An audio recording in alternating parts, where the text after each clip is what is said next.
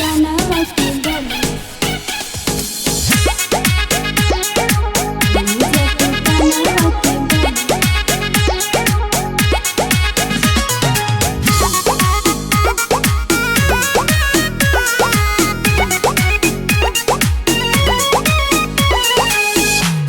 दिखेला हाली हाली हमरा उठावा के लाली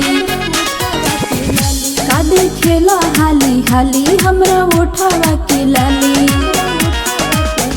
रस चूसी हा बतासा निहन खोल खोल के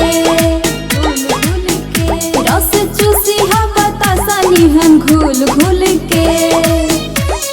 बनी जा तू कानवा के बाली बनी जा तू कानवा के बाली राजा मजाली हो झूल झूल के बनी जा तू कानवा के बाली राजा मजाली हो झूल झूल के बनी जा तू कानवा के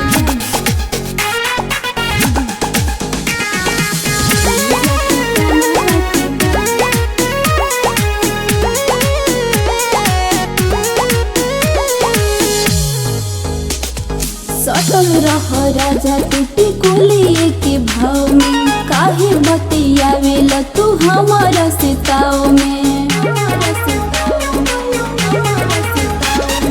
सटल रह राजा टूटी कोलिए के भाव में काहे बतियावेला तू हमारा सिताओ में काहे करो तारो हमारा से मन मानी हमारा से मन मानी बनी जा तू कानवा के बाली बनी जा तू कानवा के बाली राजा मजाली हो झूल झूल के बनी जा तू कानवा के बाली राजा मजाली हो झूल झूल के